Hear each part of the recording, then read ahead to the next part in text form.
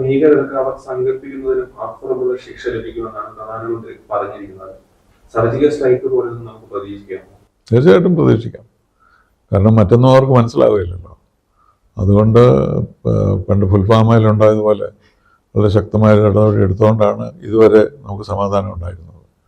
പക്ഷേ അവർ വീണ്ടും ഇത് തുടങ്ങിയിരിക്കുന്നത് ഈ മാറ്റിമരുന്ന ലോകത്തിൻ്റെ ശ്രദ്ധിച്ചുകൊണ്ടാണ്. അതിനനുസരിച്ച് അവർക്ക് എന്തെങ്കിലും ഗുണം ലഭിക്കുമോ എന്നുള്ളതാണ്. വിശേഷിച്ചും ഇന്ത്യക്കിപ്പോൾ എല്ലാ രാജ്യങ്ങളോടും സംസാരിക്കാൻ കഴിവുള്ള ഒരു രാജ്യമായി മാറിയിരിക്കുകയാണ് ഇന്ത്യ.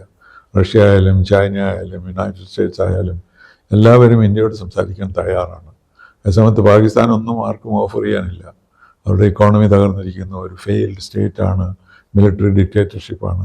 അങ്ങനെ സ്ഥിതിക്ക് അവർക്ക് എങ്ങനെയെങ്കിലും ഒന്ന് പുറത്തു വരണമെങ്കിൽ എന്തെങ്കിലുമൊക്കെ ഇന്ത്യയെ കുറ്റപ്പെടുത്തുന്ന കാര്യങ്ങൾ അതവർ ചെയ്യാൻ പോകുന്നത് ഇത് ഐക്യരാഷ്ട്ര സംഘടനയിൽ കൊണ്ടുപോയി India security council resolutions implement ചെയ്തിട്ടില്ല എന്ന തെറ്റായ ധാരണ ഇത് വരുത്താനാണ് അവർ ശ്രമിക്കുന്നതെന്ന് തോന്നുന്നു. അതായിരിക്കും അവരുടെ അടുത്ത സ്റ്റെപ്പ്.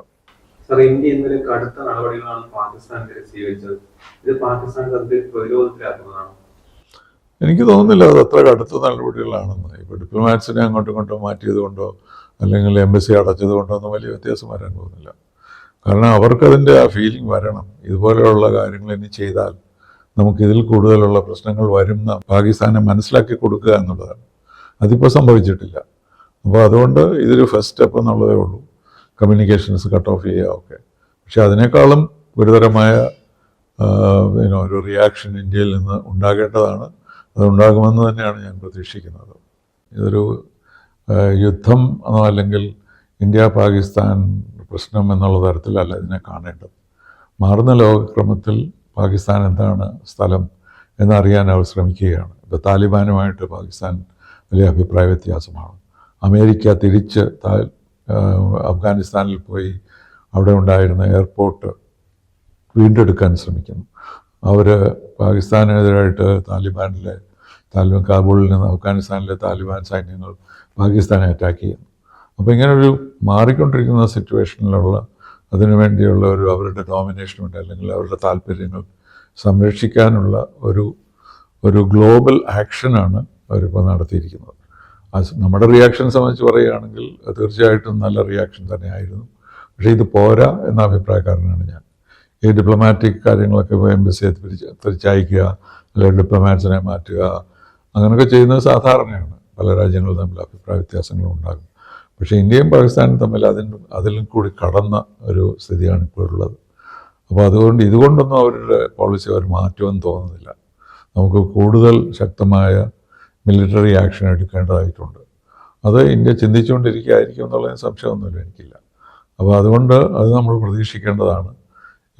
ഇതും പ്രതീക്ഷിക്കേണ്ടതായിരുന്നു. പക്ഷേ നമ്മൾ വിചാരിച്ചിരുന്നത് ഈ സമയത്ത് അത് കൊണ്ടുവരില്ല. ചൈനക്കാർ കോവിഡിൻ്റെ കാലത്ത് നമ്മളെ ആക്രമിച്ചില്ലേ. അപ്പോൾ അങ്ങനെ ഓരോ അവസരം നോക്കിയിട്ടാണ് ഈ രാജ്യങ്ങൾ പ്രവർത്തിക്കുക. അപ്പോൾ അതിനനുസരിച്ച് ശക്തമായി തന്നെ നമ്മൾക്ക് റിയാക്ട് ചെയ്യേണ്ടതുണ്ട്. അതിൻ്റെ ആദ്യത്തെ പടിയായിട്ടാണ് ഈ 2-3 കാര്യങ്ങൾ ഇപ്പോൾ നിശ്ചയിച്ചിട്ടുള്ളത്. അത് മുഴുവൻ മാത്രമല്ല, അതിൽ കൂടുതൽ ശക്തമായ നടപടികൾ നമ്മൾ എടുക്കുമെന്നാണ് എൻ്റെ വിശ്വാസം.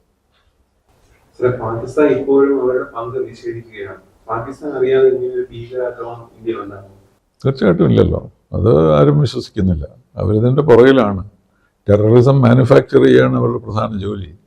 അപ്പോൾ അതുകൊണ്ട് അതുമാത്രമാണ് അവരെപ്പോഴും നമ്മളോട് പറയുന്നത്, നിങ്ങളോട് സംസാരിച്ചിട്ട് കാര്യമില്ല, ഞങ്ങൾ പറയുന്നതും കേൾക്കുന്നില്ല, കാശ്മീരിൽ ഇത് റെഫറൻഡം നടത്തുന്നില്ല, പിന്നെ ഞങ്ങൾക്ക് എന്താ മാർഗം, ഞങ്ങൾക്ക് ഇത് മാത്രമേ മാർഗമുള്ളൂ എന്ന് അവർ പറയാറുണ്ട്.